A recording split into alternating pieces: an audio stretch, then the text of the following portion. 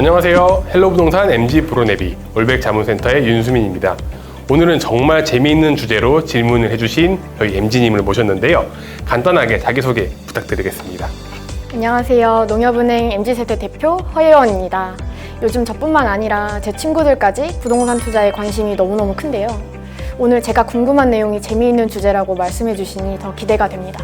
네, 그럼 바로 시작을 해보겠습니다. 오늘 예원님이 저희에게 질문 주신 내용은요, 바로 MZ세대의 재개발 투자입니다.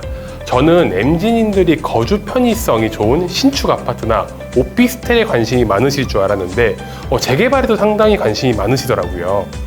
결혼을 준비 중이거나 실거주를 걱정해야 하는 사람들은 그래도 어느 정도 자본금을 생각하고 부동산을 바라보는데, 그보다 어린 저 같은 사람들은 자본금이 많지 않기 때문에 가장 적은 돈으로 투자 가능한 부동산을 생각하게 되더라고요. 그러다 보니 재개발에 관심을 갖게 됐어요. 말씀하신 것처럼 정말 많은 MZ님들이 재개발 투자에 관심을 갖고 계시더라고요. 아무래도 초기 투자 비용이 적게 든다는 장점이 가장 부각된 것 같습니다. 주로 수도권에 계신 분들은 강서구, 도봉구, 인천, 의정부 같은 지역들에 관심을 많이 갖고 계시더라고요. 그럼 이런 데 재개발 투자를 하려면 대략 얼마나 자본금이 필요한 걸까요? 저도 강서구에 위치한 아주 오래된 빌라에 관심이 있어서 좀 알아봤는데 최소한 자본금 5천만 원 이상은 필요하겠더라고요. 아무래도 지역에 따라서 자본금의 투입 규모에는 차이가 좀 발생할 것 같고요. 정말 사업 속도도 더디고 열악한 지역에서는 자본금 1,000만 원 미만으로도 투자가 가능한 매물들이 있긴 하더라고요. 한편 최근 서울에는 모아타운이나 소규모 재개발 같은 재개발 지원 사업들이 활성화되면서 시장의 관심도 좀 높아지는 상황입니다. 그런데 모두들 재개발은 시간 싸움이다 라고 이야기를 하잖아요. 사실 제 입장에서는 언제 어떻게 목돈이 필요할지도 모르니까 투자 기간이 길어지는 것에 대해서 부담이 크거든요. 이렇게 한번 재개발 투자를 시작하면 실제 수익은 언제 얻을 수 있게 되나요? 재개발 투자는 크게 두 가지 형태의 투자를 갖습니다. 첫 번째는 재개발 초기 단계에 투자한 다음에 조합 설립이나 시공사 선정 등 중요한 시기를 거친 이후 가격이 한 단계 올라가면 중간에 프리미엄을 받고 매도하는 방법이 있고요. 두 번째는 입주 시기까지 기다려서 새 아파트를 받는 방법이 있습니다. 그럼 결국 시간의 흐름에 투자하는 방식이라고 봐야겠네요.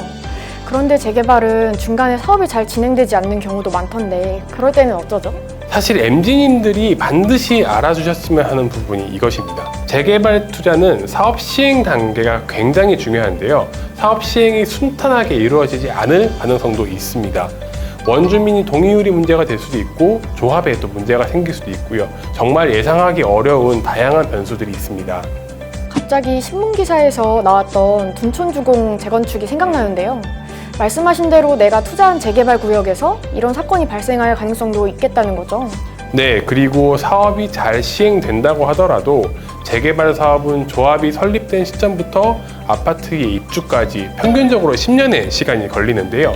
확실한 투자 수익을 얻는 데까지 걸리는 시간이 너무 길다 보니 시간에 대한 리스크가 발생하게 됩니다. 말씀만 들어보면 다 안 좋은 이야기들만 있는 것 같은데 네. 그럼 재개발 투자는 절대 하면 안 되는 거 아닌가요? 제가 너무 나쁜 이야기만 한 것 같은데요. 그럼에도 불구하고 MZ님들의 관심이 높았던 이유가 당연히 있겠죠. 첫 번째는 투자에 따른 수익률이 굉장히 높다라는 것이고요. 두 번째는 앞서 말한 것처럼 초기 투자 자본이 그렇게 크지 않다라는 것입니다.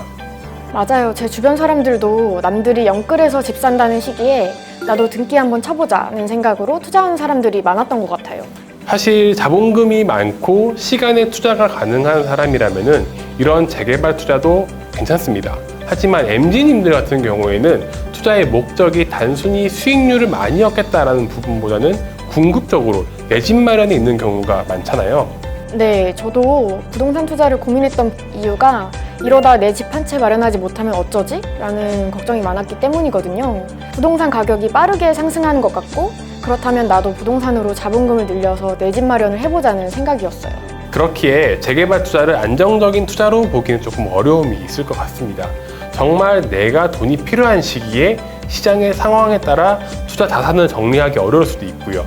아무래도 젊은 세대일수록 언제 어떻게 돈이 필요할지 모르니까 황금성이 낮은 자산에 대한 투자는 항상 불안이 따를 수밖에 없습니다. 그러면 저 같은 MZ세대는 재개발 투자는 하지 않는 게 좋을까요?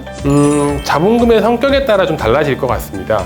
정말 내가 충분히 자본금을 마련하고 있고 투자를 위해 남겨둔 별도의 자금이라면은 재개발 투자로 높은 수익률을 기대해 볼 수도 있겠죠. 모두에게 나쁜 건 아니라고 생각합니다. 수민님 말씀을 듣고 나니까 무작정 부동산 투자를 어떻게 해야 할지 막막했던 저에게 투자의 목적을 한 번 더 생각해 보게 하는 시간이었던 것 같아요. 그래도 재개발 투자를 언젠가 한 번쯤 해보고 싶다는 생각이 듭니다. 너무 좋은 방법인 것 같고요. 네, 부동산 투자는 경험이 아주 중요합니다. 투자의 목적에 맞게 최선의 투자 방법을 고민한다면은 경험과 투자의 수익률이라는 두 마리 토끼를 모두 잡을 수 있을 것 같습니다. 우리 MZ님들도 브로네비와 함께 부동산과 더 가까워지는 시간이 되었길 바랍니다. 오늘 MZ세대의 대표로서 많은 이야기를 전달해드리고 싶었는데요. 잘 전달되었기를 바랍니다. 네, 감사합니다. 그럼 여기서 마무리하겠습니다. MZ 브로네비 안내를 종료합니다.